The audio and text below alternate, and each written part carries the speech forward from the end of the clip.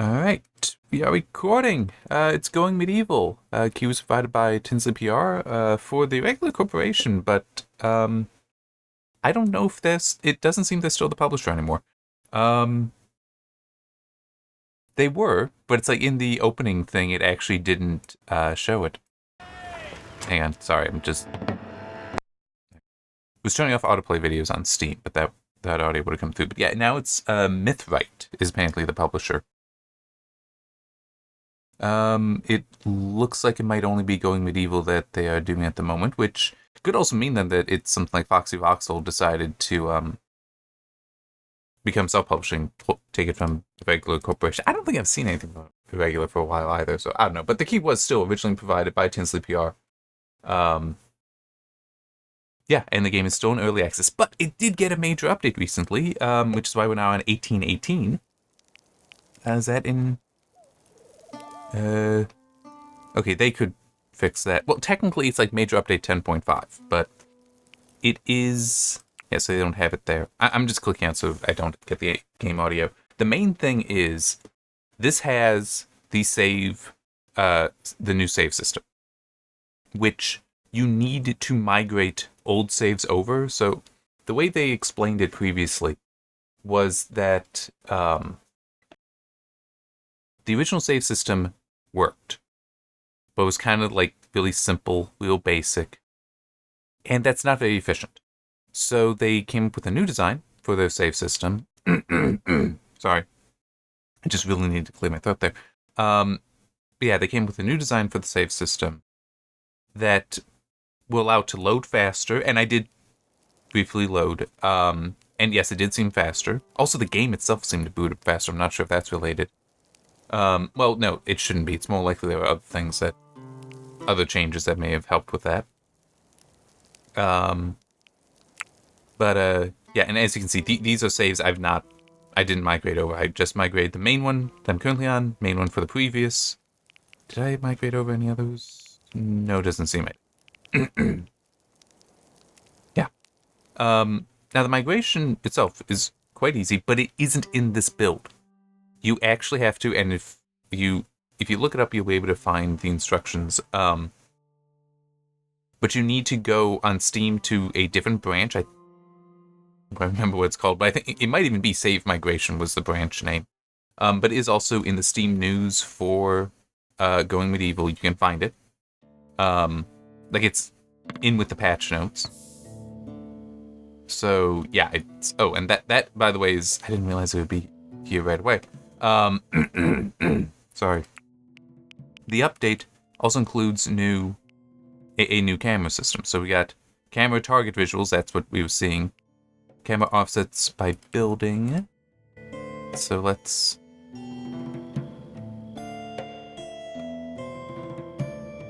There. So some people complained here. I'll go. Well, and it never bothered me. I don't think I've ever really noticed it. But here, this is the old save system. So as you can see, it jumps up and down. Never really bothered me because I understood what it was doing, I guess. But with the new system, there it is. We have that target, as you can see there. We can control how long it's there. This coyote time, which, yeah, stays in the air before it will go off a cliff, and also the offset by buildings. That one I could see myself. Yeah, let me.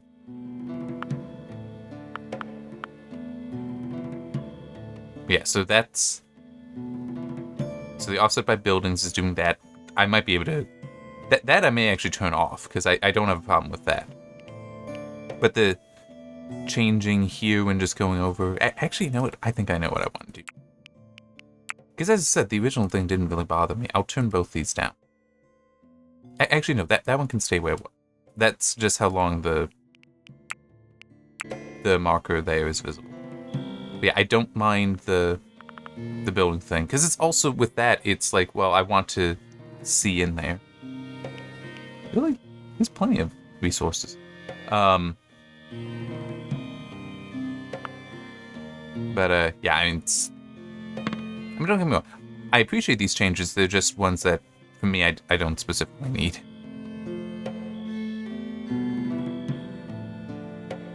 Yeah, so we'll see how this goes. They also did an optimization pass.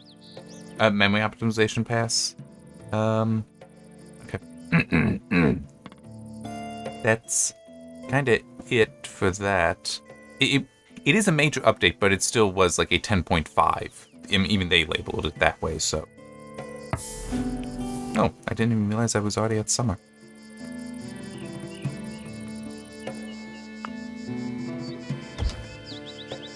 Okay, it looks like they finally managed to actually get something done here.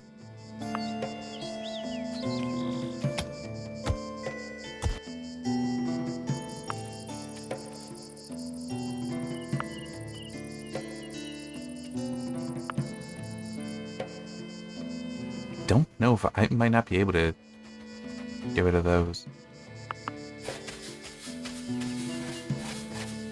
Now without a little bit of creativity. And with that I mean just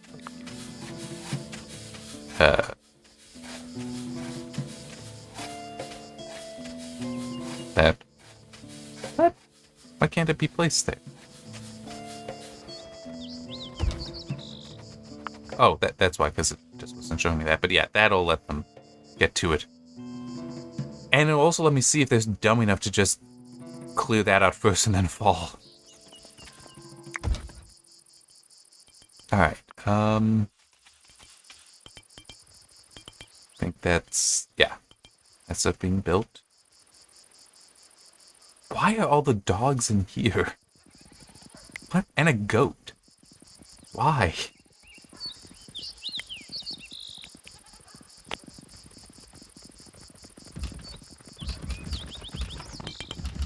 I'm just, are they locked in? I don't think so. I mean, yeah, how would they have gotten in? That's just weird. Anyway, the other thing from this week that is actually kind of big news, and very, I doubt many people were expecting this. So, Embracer Group has at least apparently been having problems for a while. Like how we've been seeing it sell off various things. But I mean, at least for a lot of that, it's like, well, yeah, but, you know, it's like the groups are going to places where it kind of makes sense. Like when they sold off Borderlands to Take-Two. Well, sorry, when they sold off Gearbox to Take-Two. Gearbox had already been working with 2K, which is under Take-Two, for quite a while, so that makes sense. Things like that, and then Saber Interactive basically went independent from them, so it was like a new entity is where that went. So it doesn't seem that all that weird. But now they've announced this week that the whole Embracer Group is going to be split up into 3 companies. They are, pulling it up because I have them in my notes, Asmodee Group, Coffee Stain and Friends, and then Middle-earth Enterprises and Friends. Because, yes, Middle-earth Enterprises has been around for a while. It's the one that manages the IP for Lord of the Rings and The Hobbit. The other things from Tolkien that are Lord of the Rings related, like the Silmarillion, that's actually managed by the family. Which makes sense because the Silmarillion and such were published after Tolkien's death, published by his son. So I don't think that many of the because like the Hobbit and Lord of the Rings, when they were officially published during Tolkien's lifetime, his publisher would have had control over rights. But this other stuff coming out after, the rights, they may have gone with a different publisher because it wouldn't have been Tolkien himself and his agreements that would have been in control of that. At least that's what I think is the case, and I could be absolutely and totally wrong. Yeah. But, Middle-earth is what handles Lord of the Rings and The Hobbit. So, like, the Shadow of Mordor, Middle-earth, Shadow of Mordor. Middle-earth, Shadow of Mordor. It's weird. I've been doing more talking lately, and my tongue just seems to be getting worse and worse. Anyway, but Middle-earth Shadow of Mordor and Middle-earth Shadow of War would be two examples of titles that would be, they had to have been licensed from Middle-earth Enterprises. Embrace, I don't remember when it was, but they bought it.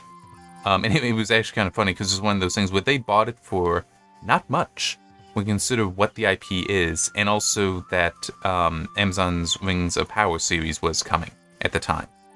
So it was like, this is not a good sign for Rings of Power. It's like, yeah, we're selling it for less than the licensing was to Amazon. I mean, to be fair, that licensing to Amazon was arranged like years prior, so. But yeah, it was still like, ooh, this is not a good sign for Amazon. Anyhow, need to look at my notes. Asmodee will be tabletop games. Coffee Stain and Friends will be indie A and AA games. And the full press release does also break down like where various IPs are going. Here, let me actually pull that up on the desktop. I still have the tab open. I just didn't load it yet. Hadn't loaded it yet. Well, Middle-earth Enterprise and Friends will be the AAA. And also, one thing was phrased, I'm not certain, but I think that the plan is Asmodee and Coffee Stain and Friends will be new companies created as those. Middle-earth Enterprises will be like what Embracer Group turns into. That is what it seemed from how it was worded. Let me actually go and try to find that. So it was a little weird exactly how it was phrased.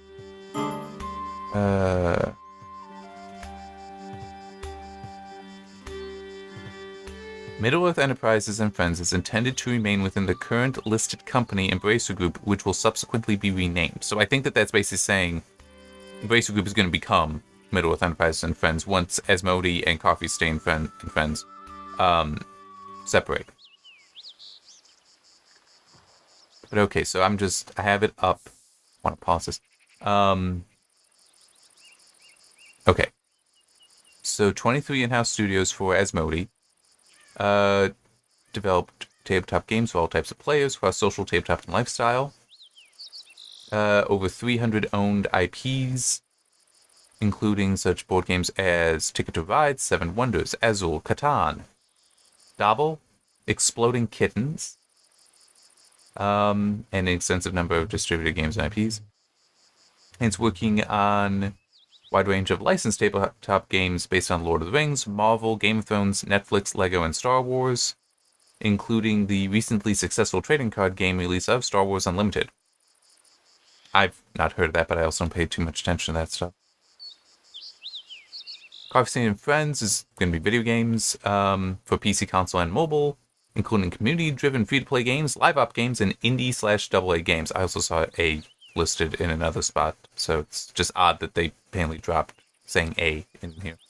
And by the way, all the idea to all three of these companies is they have their own things to focus on, and they just want to, by splitting up, it's like, yeah, now they can more efficiently focus on those things. They don't need to worry about what the other companies are doing.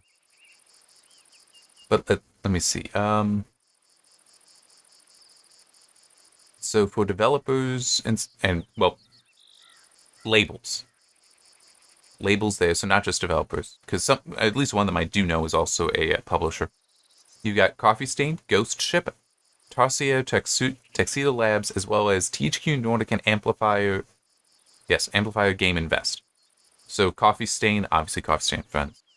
THQ Nordic, which that one, I guess it makes some sense that it would be indie A and AA, because a lot of the games from them that are coming, and a lot of other games, I could see that being that's the AA. I could see that.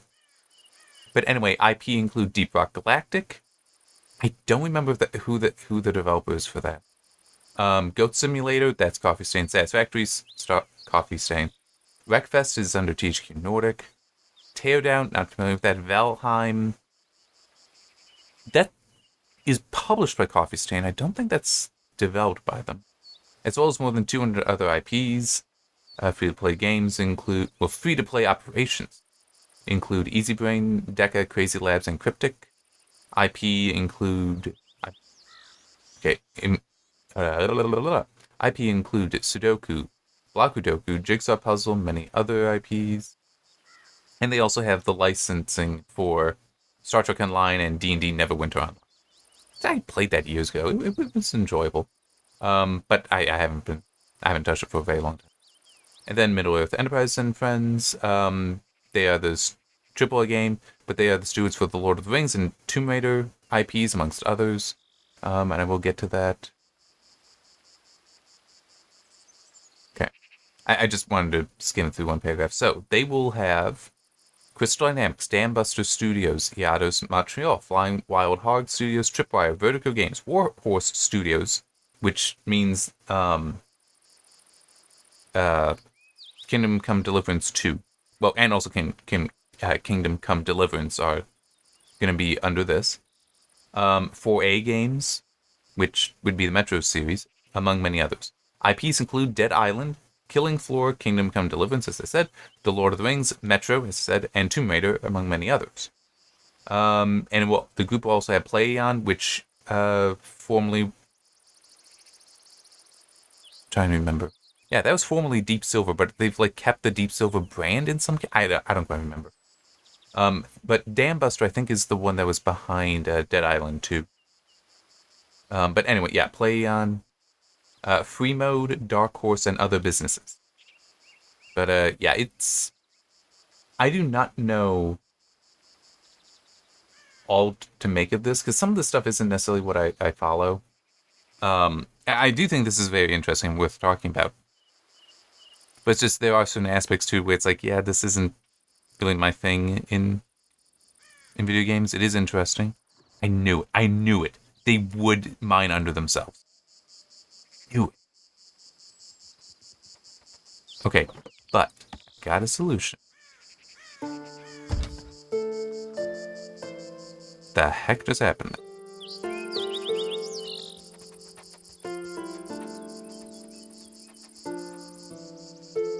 Huh. Alright, well, I guess it's not that big a deal.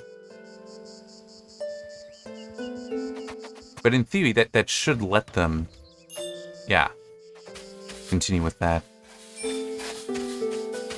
Oh, that's right. The ladders do kind of get floors underneath.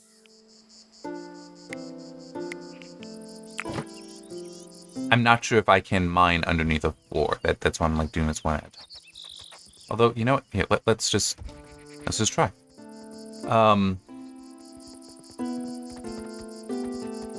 But yeah, so their reasoning that they give in the press release was basically, we spent years building up building up the company, acquiring various ones to make something bigger and grander and all that. And hey, that's been great. But now we're kind of having some trouble. We got too big, it seemed like, is what they were saying, and so we're splitting up like this so that everyone can focus on the things that they want to focus on, the things they need to focus on. Yeah.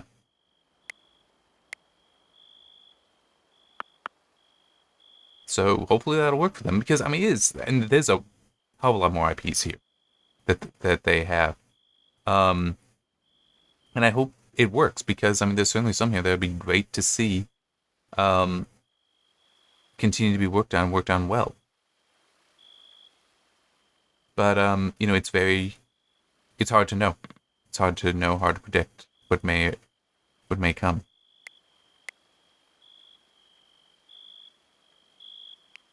Okay. This is going to be tricky, because I want to take this out, but I don't really know how best to do it. No,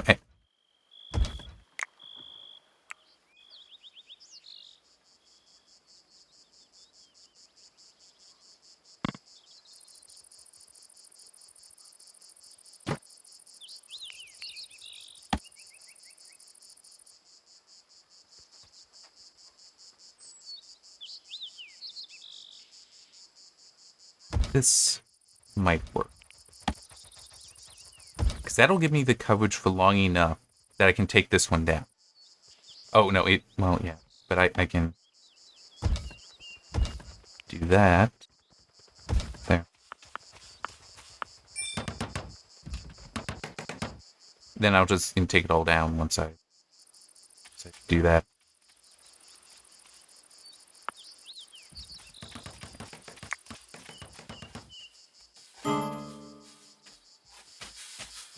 Oh wow, that does work.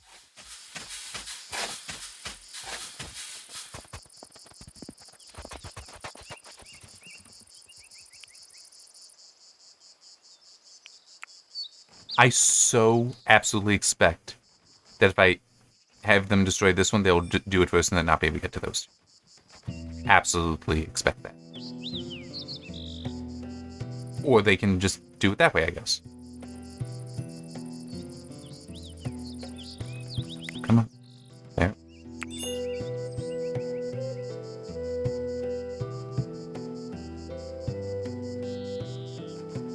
Alright.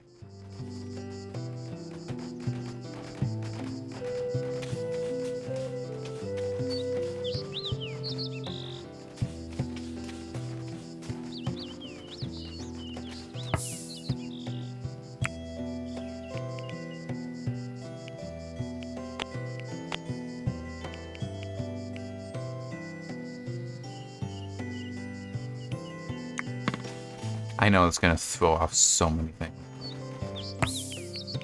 It's also just the need to get some seeds.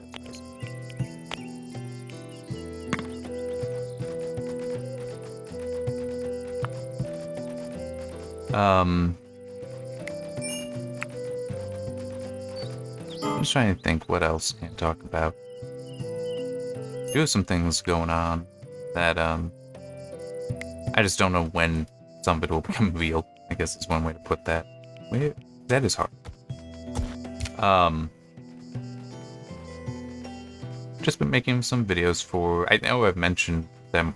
There's a separate channel I want to start doing, and I've made several. I want to make a few more and then start putting things up. But it's just one of those. Well, you know what? That's right. I saw somebody subscribe to this channel. Let me. I don't know if I want to make a habit of this. It might be a little dangerous to do that. Dark Snipers. I got an email saying that they subscribed, and it's like, I don't know why people subscribe. I can't stand the sound of my voice. Why are other people willing to put up with it? I don't get it. I mean, thank you to everyone that does. It's just, I don't know. I'm so used to that not being the case. It's weird when suddenly it seems like it is the case.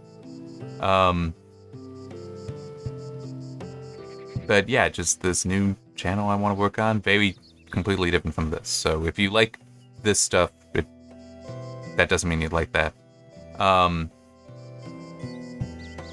yeah, I'm trying to figure some things out how I want to do that. It's just kind of weird because it's like I feel like I need to go all in, but at the same time, I have no reason to believe it'll work. So it's hard to internally and personally justify some of the energy.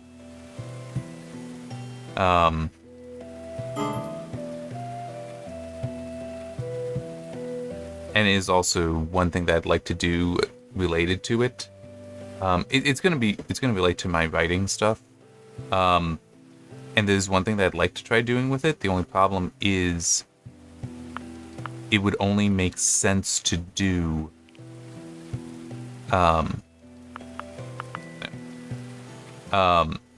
if I can like really commit to be writing regularly and all the time, and I don't know if I'm gonna be able to do that at the moment. How can I? There we go. That's all I wanted. But yeah, so something I'd like to try doing that kind of relates. I mean, the YouTube channel thing would be connected to it. But no, I mean, I mentioned plenty of times I write stories and such. But one idea I had that I don't know if anyone else is doing, I also don't care. It's like, to me, it's a somewhat novel idea. Other people might be doing it. That's fine. I don't need to be the first to do anything. Alright? I don't need to be the originator of any great idea. I don't need to be the originator of any good idea, even. It can be, just whatever. But it still is. If I have it and I like it, I want to do it. But the idea is like to do sort of a writing journal thing, both in good, nothing collapsed. Um, both. Well, we'll see how much I may want to do, like make it into video as well. But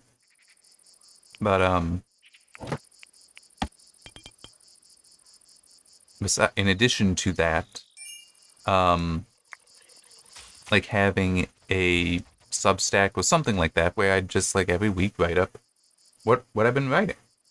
So using the story that I self-published a few weeks ago now, one thing that about the experience writing that I really, really do like that I got to do, but it's also a little weird, is wait, no. So why yeah. Okay. I just don't know. I didn't realize it didn't. Oh no, because the thing only just got taken down. That's anyway. Something about that experience writing it that was interesting is I do, generally speaking, have a plan every time I start writing a story. Sometimes the plan is specific, plenty of times it's not. Like this most recent one, yeah, I knew A, C, E, G. I knew those. Okay. The B, D, B, yeah, B, D, and F. I didn't necessarily know or didn't know that well, but the real point I'm trying to get to is I knew main points, and sometimes when I was writing, it was like, yeah, I could get right to the next main point. I don't want to. I want to give it some time. And you know, basically just say, yeah, I know I can go straight there, but I'd like to wait. I'd like it to have some more time to breathe, I guess would be a way to put it. So in that case, I would just ask the story, okay, what can I do? And if that sounds weird, I mean, it's also like my characters will sometimes talk to me. It's not nearly as weird as you may think. I think a way to put it, though, that doesn't just make you sound like a crazy person talking to fictional characters that I created, which may or may not make that any better, is I have a relationship with my stories, with my characters. And I enjoy that. It's like I do get to talk to them sometimes, and they do tell me things. So what I would do in the story when it's like, yeah, I want to put off something, some event, what I would actually do is I would just ask the story, hey, what should I do now? It's like I would just intentionally lean on that relationship.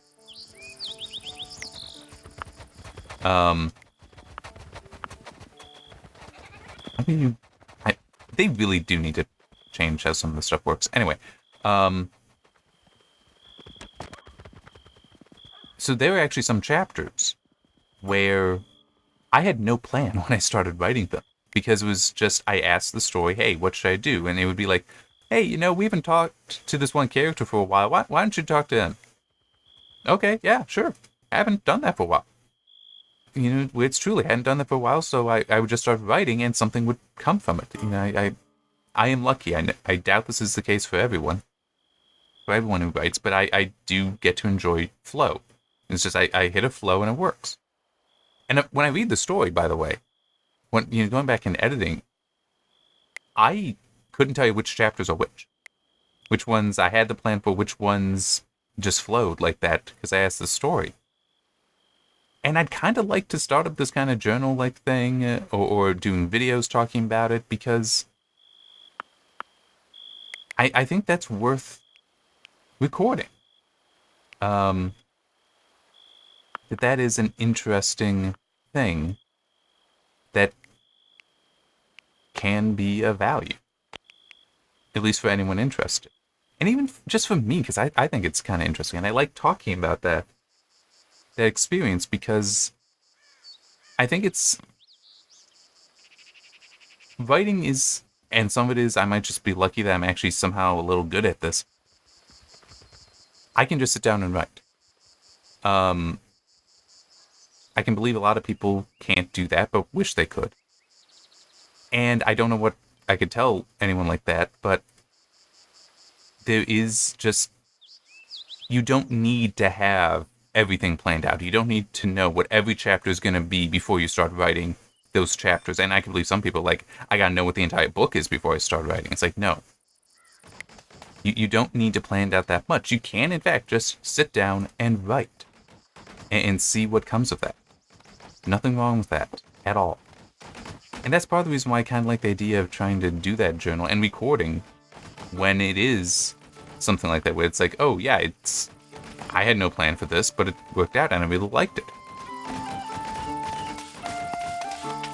And as I do not doubt there are authors already doing stuff like that, writers already doing stuff like that, but, you know, good for them.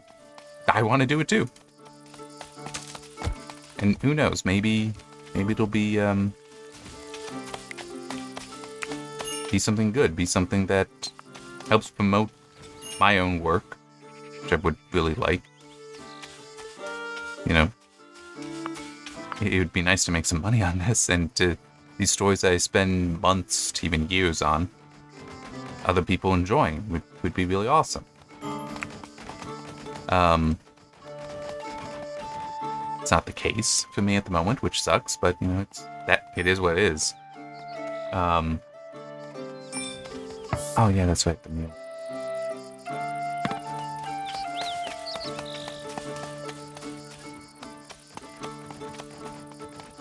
But yeah, and it just seems like this could be a way to achieve that. Or at least help achieve it.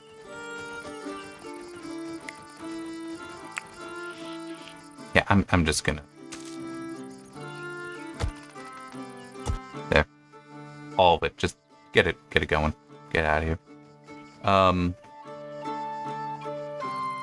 Which animals? Dogs, again. Always the dogs. Well, I got lots of chickens. I also... Looks like I have some... decent number of sheep.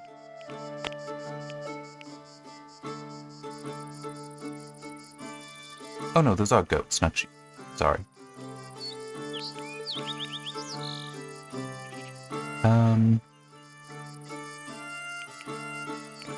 There. Yeah, I'll slaughter the cat to feed the dog. That seems so appropriate. I also don't mind saying I don't like cats.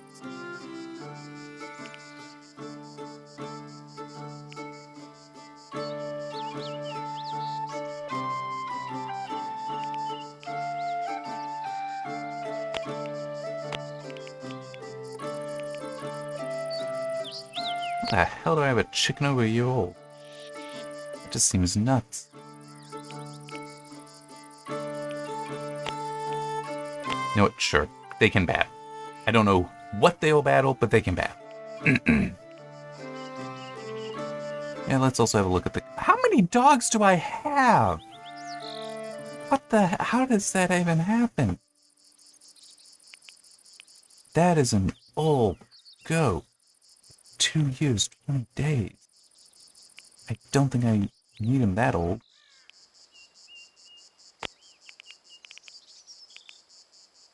There. That should be plenty of food then.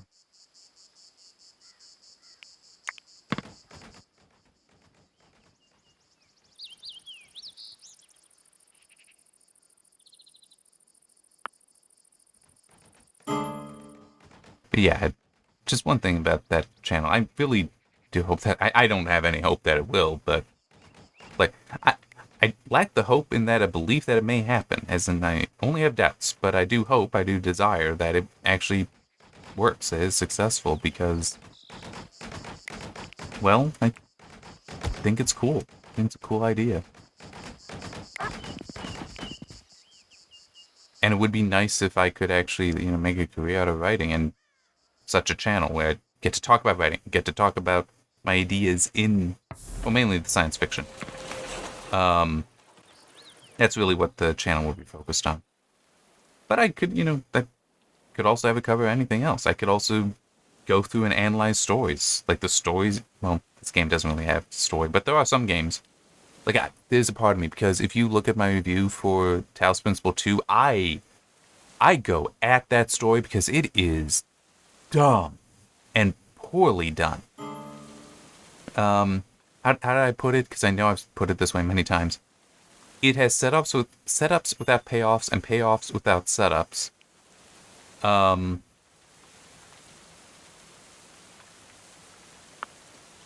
It also has some characters presented where it's like, yeah, this is... I mean, oh crap, what was her name? Like the chief engineer of the city that ends up going with you. It's like one of the first things she does is complain about the slang that she uses that's in her voice pack. It's like, these are all robots. She complains about that. She complains about it multiple times. You eventually meet a character who talks like a surfer dude, man. And he asks you, hey, do you think I should change it? Or should I keep this? What do you think, man? And you can tell him what you think. I said, go ahead and keep it. But, I mean, it's like, I got a speech impediment, and even if I could change it, I'm not sure I would. I gotta accept who I am as I am. Anyhow. But it's like, I think Melville, I think that was her name. She, chief engineer, she would know how to change out a voice pack, and she's complaining about her voice and what the slang she uses, but she's never done this, and potentially she's had this problem. She's been annoyed by it for many, many years. It makes no sense. It's like, I get the joke. I definitely get the joke when just, talking with her, and it frustrates her when she says a term like, what is...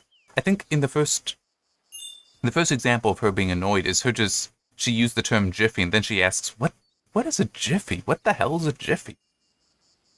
It's like, that. I get it. That's fun. That's funny. I get it. But it's also this is a problem she has a solution to. So why is she complaining? And it's not like that there is a thing where it's like, you get to talk to her and she's like, yeah, but I kind of like having this to complain about. It is something that makes me part of who I am. It's like, you never get to have that. And that actually, for what the Talos Principle 2 is, that would have been a perfect kind of discussion to have. Because there are definitely characters that don't accept certain realities. They don't accept things about themselves. But also don't accept things about other people. Or creatures. Because there's still one character that annoys me so much. He's so upset because he has pet cats and they die. These are robots that technically, it's never clearly explained. Some of them that you're interacting with are hundreds of years old. Okay, like very old. And this dude is complaining because cats have an average lifespan of 15, 20 years? It's like, if this bothers you so much that your pets are dying, stop having pets. Like, in the review playthrough, I call him a coward because it's like, dude, you want part of this, but you don't want the other part? You want the companionship of the pet, but you're incapable of accepting the responsibility and reality that they're gonna die. I mean, I think I even went into the whole, if I'm ever so fortunate as to have kids, I would definitely want pets, because that's part of what it is to have a pet, is it will die. Which means that it's an opportunity for those children to learn about death. And it's with something that's easier than a relative dying, a person dying. It's a pet. So fundamentally, they are property. Yes, you still love them. They can still be part of the family, but it's different from a person dying. And can be much easier, therefore, to explain it and work through that. It's not that I'm cold or calculating, but it's just, I do recognize that there are things like that. And that, by the way, is part of it with my writing. I kind of blame on, and other things in my life, but I definitely blame my writing in part for that. It's like decisions and decision-making, having reasons for things. I've kind of gotten better at that because of the writing. And even the idea of...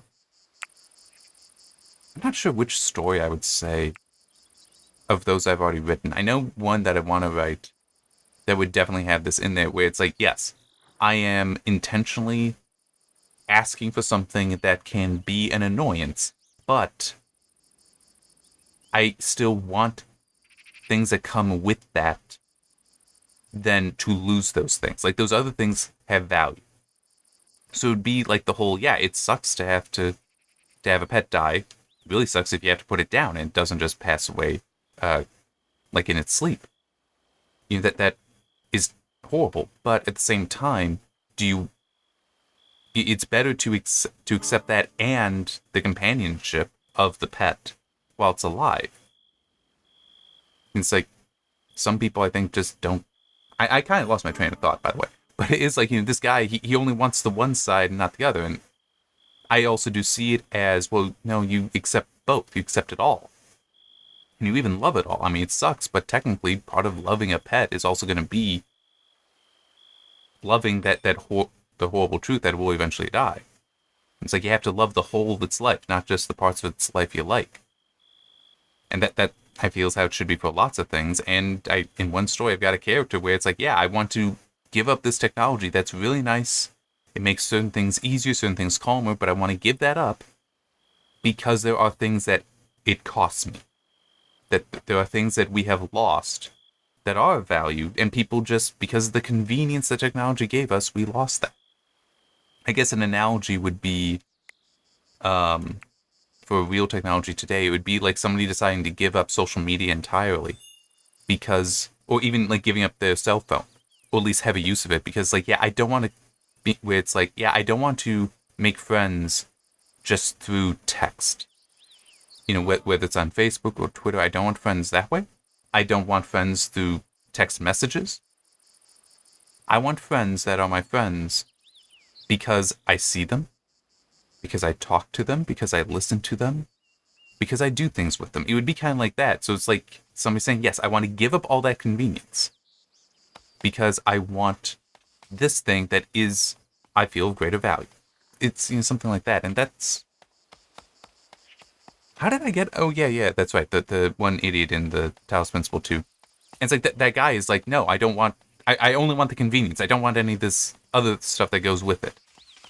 Or can we have a convenience to make this better? And yeah, there's that part of me that I have the idea. I don't know if I will do it, but I do have the idea of going through...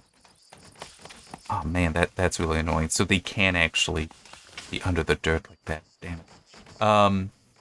But going, like, replaying the game and cutting into it to pull out story stuff that just, this is nonsense. And call it back, this is nonsense.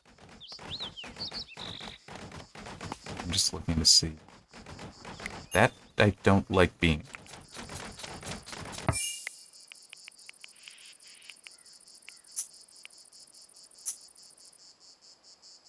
I have no idea what Talos would be. Okay.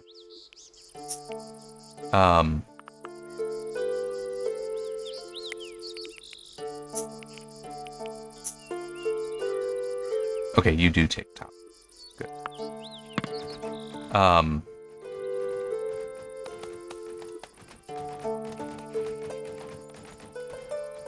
I don't know if I will ever get around to doing that, because in part because that's literally like a 30-hour game I'd have to do to get all of it, and a lot of editing.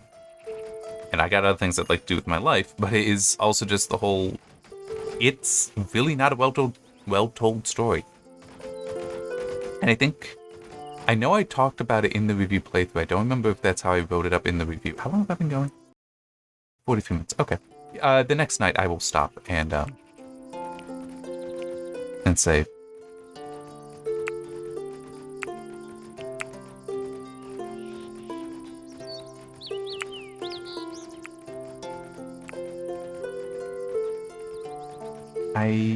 I think I just need to... These are not paused. Oh, but I do need to increase their number. I know there was something I wanted to say and then I lost it.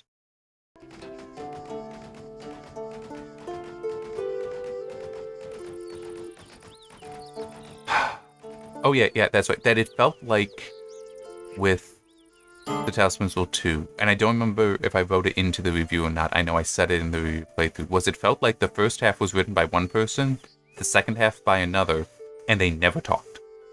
Or barely ever talked. Like there was clearly a lack of coherence between them.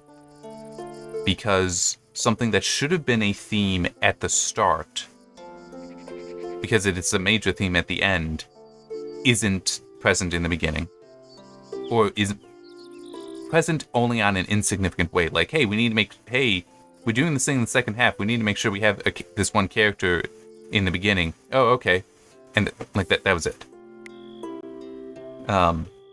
Is Marcus the no? There we go.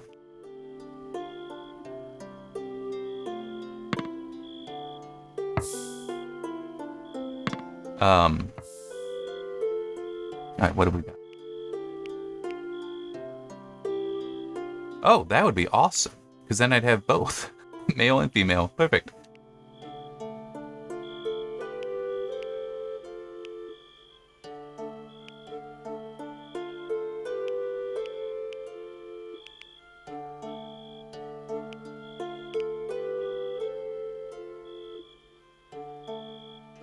And I know I need to figure out a pair. Just what else do they have that interests me? You want some iron ingots? Huh. Works. I think I also have gold ingots that I can dump.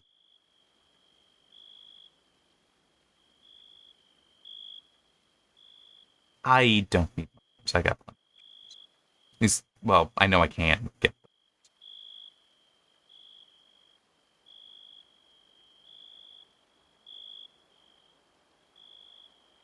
Yeah, I actually sell that. If I have it, that means I don't need it at the moment. Because it's not being worn.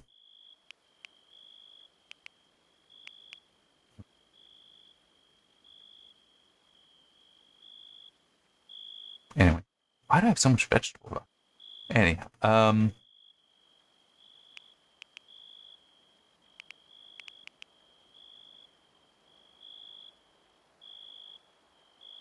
where's the gold?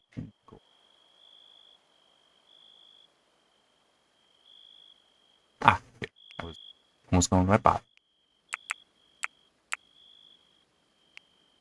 Let's do that. Well, okay, no, we actually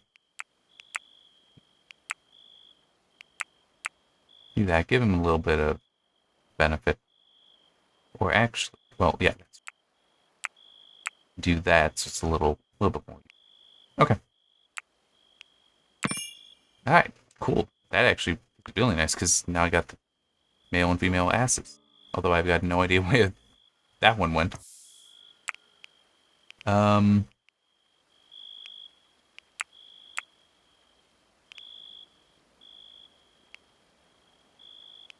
Yeah, work on training it. Okay, so I guess it's just free to haul. Cool, cool, cool. Yeah. Okay, so yeah, when we hit the autosave here, which, yeah, it does actually seem it is going faster, by the way. The saving does seem to be a little faster. But when we hit that, that's when I'll stop. See? Nope, that is actually not seeming faster. In theory, it's supposed to be.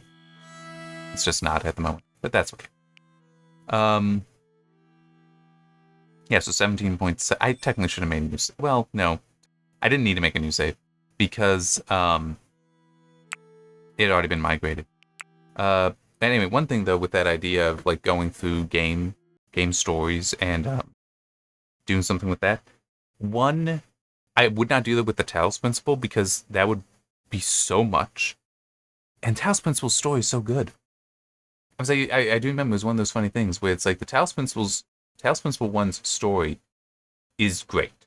I mean, I very, very much enjoyed that. And it was even some of the side stuff where it's like, talking with Milton, I so greatly enjoyed. And it's like, it doesn't necessarily further you're playing of the game because as I've said before, the fundamental purpose of a story in a game is to keep the player playing. It's to provide the motivation to continue playing. Talking with Milton doesn't further the campaign really. but it was so enjoyable that it motivated me to keep playing. So it was just this weird kind of, it's actually a parallel thing. It's unnecessary, but man, I loved it. Tales from Whimsicott 2 is such a weak story in so many ways. But I like the gameplay a lot better.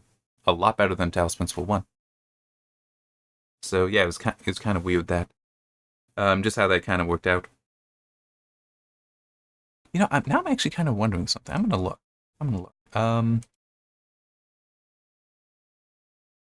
I'm just pulling up the store page. I wonder. Overwhelmingly positive is actually where it is. Okay. I mean, I got no issue with people saying that I'm wrong or anything like that. I'm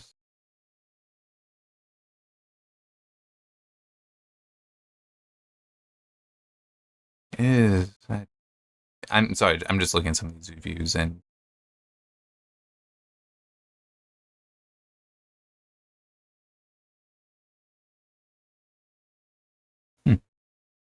Okay.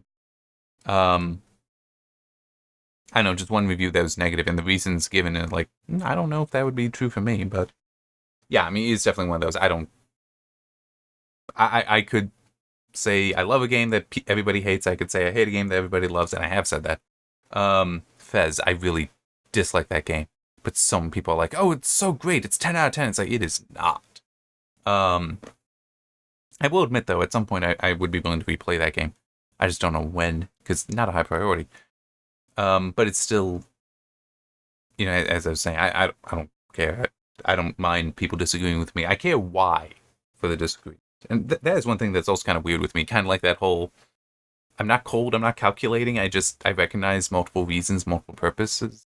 And I tend to accept things in totality. So, like I said, with a pet, yeah, if I want the companionship, I also need to accept the sorrow of its death.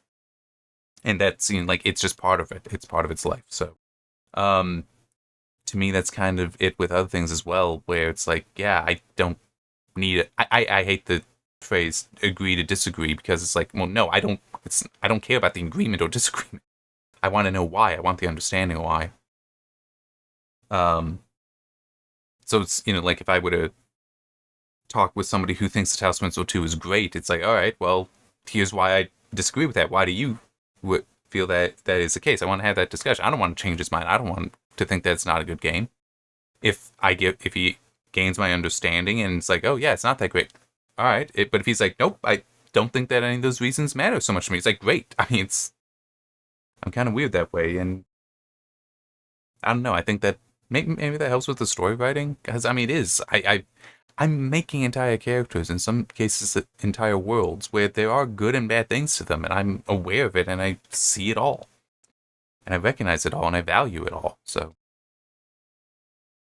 I do think that could make some of that new channel, especially when I do start getting into more of the story stuff, not just the, hey, here's the science fiction that I wrote up, here's how that works, why I'm doing it, and things like that, but the actual story of why am I making a character do this? Why do I think a character, it would make sense for a character to do this? You know, things like that, the story analysis stuff. I think it'll be fun.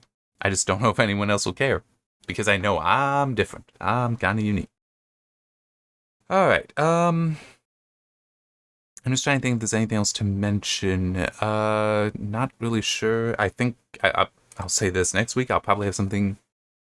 There might be something I'm really excited about that I'll tell you about that. Yeah, and it's something that probably most people will not care about, but that's okay. I care. And that's all that really matters when it's something for me. All right. See you next time. See you then. I'll tell you about it then. Oh, wait. I just realized the timing will be a little weird. Just because it'll be, I record these Friday morning, it's Friday evening, that thing's gonna happen. So yeah, it'll be kind of funny. Having to talk about it, but not being able to share stories from the event. Or maybe well, no, I don't want to do the recording late. Anyway, I'll see you next time, and I'll try to explain it then. It'll make some sense. Maybe. Goodbye.